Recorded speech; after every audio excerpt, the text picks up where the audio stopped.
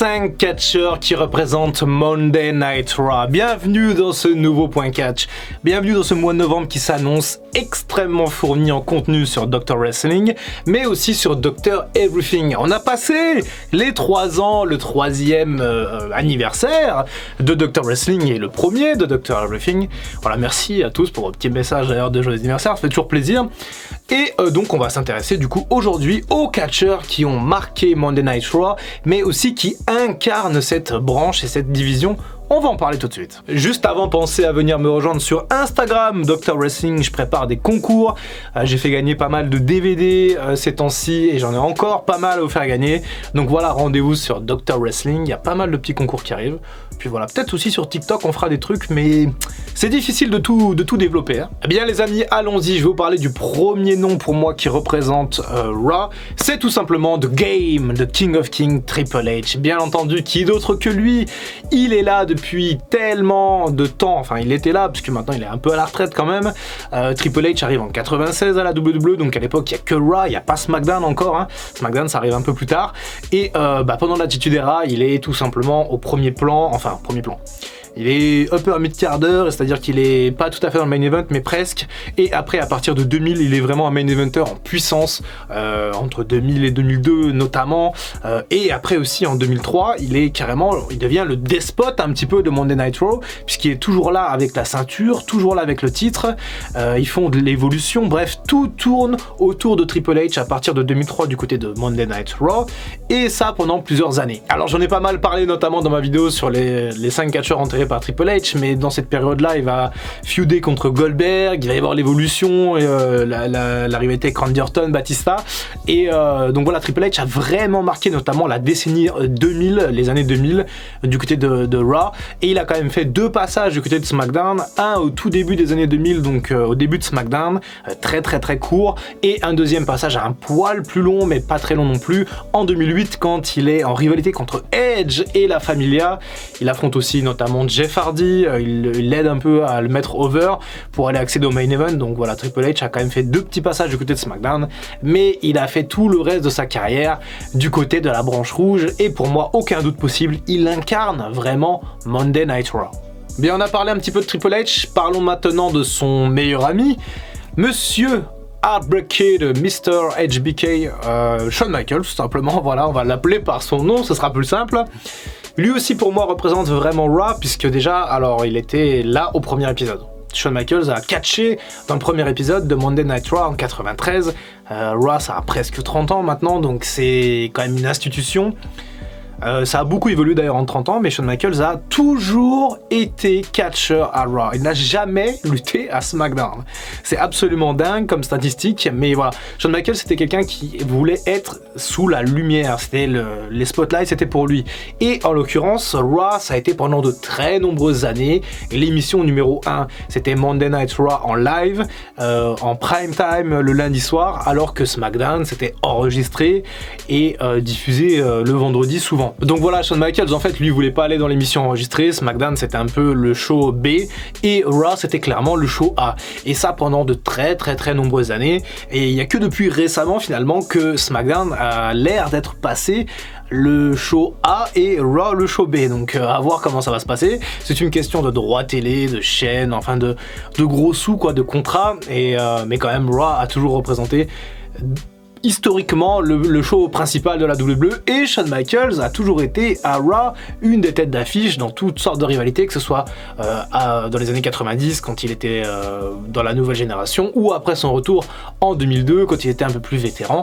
En tout cas pour moi, aucun doute, Shawn Michaels représente absolument la branche rouge de la WWE. Forcément, si l'on parle de Monday Night Raw, on ne peut pas passer à côté d'un personnage, d'un catcheur absolument légendaire, épique, celui qui a sauvé la WWE de l'enfer des Monday Night Wars à l'époque. Je veux bien entendu parler du Rattlesnake, du Texan Stone Cold Steve Austin. Et oui, Stone Cold Steve Austin. Ah là là, la WWE lui doit beaucoup quand même, parce que ce mec-là a beaucoup participé au fait que la WWE gagne la guerre des ratings, des audiences contre la WCW, et clairement ça a été la figure de proue de la WWE, mais aussi de Monday Night Raw, parce qu'à l'époque c'était le seul programme durant l'Attitude Era qui passait chaque semaine, et bah forcément que Stone Cold Steve Austin incarne Raw, bien entendu. Il y a qu'à voir les Raw où Stone Cold n'était pas là, l'audience baissait drastiquement et les gens allaient regarder la WCW à l'époque, ils allaient regarder Nitro. Quand Stone Cold revenait, c'était la folie. Il y a qu'à voir quand on entendait le bruit de verre propre à ce thème de Stone Cold, dès qu'on entendait le bruit de verre, bim, la pop explosait, la foule explosait, la pop était très très importante et on a connu des moments comme ça absolument légendaires, comme l'épisode de Monday Night Raw du 4 janvier 99 quand Mankind bat le Rock pour le titre grâce à l'intervention de Stone Cold Steve Austin. Bref, tout était bien booké. Ah là là, qu'est-ce que c'était bien le catch avant. C'est plus pareil maintenant, mais bon, c'est différent. Le catch évolue comme nous tous. Mais en tout cas, voilà, Stone Cold Steve Austin, bien entendu, certainement, il fait partie des légendes et c'est clairement l'une des têtes d'affiche dans l'histoire de Monday Night Raw. D'ailleurs, je fais pas vraiment de classement, hein. Je fais pas de top ou de machin. C'est plus une liste et ensuite, c'est mes ressentis et après, vous me dites dans les commentaires si vous êtes d'accord avec moi par rapport à ces choix-là. Bien, on va parler maintenant de catcheurs un peu plus récents, même si ce sont pas vraiment les catcheurs actuels, puisqu'on va d'abord parler, et ça va peut-être vous surprendre, de Monsieur John Cena. Et oui, le leader de la C-Nation, pour moi, représente Raw, même si c'est quand même assez spécial pour John Cena, parce que lui, il a démarré à SmackDown en 2002, et il est resté au moins 2 ans, donc il a fait ses premières années, il a fait ses classes à SmackDown, et ensuite il a basculé à Raw en 2005 lors de la draft, à l'été 2005, et après, il a fait 10 ans à Raw, quasiment sans interruption, avant de retourner un peu à SmackDown, avant qu'il devienne un petit peu part-timer sur la fin de sa carrière. Mais oui, forcément, John Cena, c'est Monday Night Raw, c'est des rivalités absolument épiques. Regardez cette rivalité contre Edge en 2006, contre Shawn Michaels en 2007, Randy Orton en 2009, CM Punk en 2011, même après contre les jeunes pousses, Bray Wyatt, Rusev, Ryback, ok, bon, Ryback. Mais voilà, John Cena, forcément qu'il représente Raw et qu'il a totalement sa place, je trouve, dans cette liste. Même si, encore une fois, il y a plein d'autres catcheurs qui représentent Raw et ça reste une liste un petit peu subjective et pas forcément objective, même si quand même, il y a des éléments qui font que. Hein. Allez, le dernier nom, et encore une fois, ça va peut-être être sujet à de l'argumentation, à des désaccords.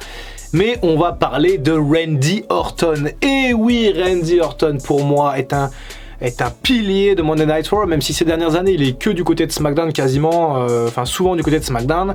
Randy Orton, il a démarré à Raw avec l'évolution. Derrière, il est tout de suite devenu champion du monde poids lourd en 2004, à l'été 2004, avant de se faire trahir par Triple H, son mentor, et de rentrer en rivalité contre lui. Puis après, il y a eu plein de rivalités intéressantes. Il y a eu la team avec Edge, Rated RKO. Voilà, Randy Orton était au premier plan. WrestleMania 25, la storyline absolument épique contre Triple H, avec ces segments là qui nous ont marqué, nous, la génération NT1. Enfin, je dis nous, mais la génération NT1 en France, parce que ça fait partie du noyau dur des fans de catch et des anciens fans.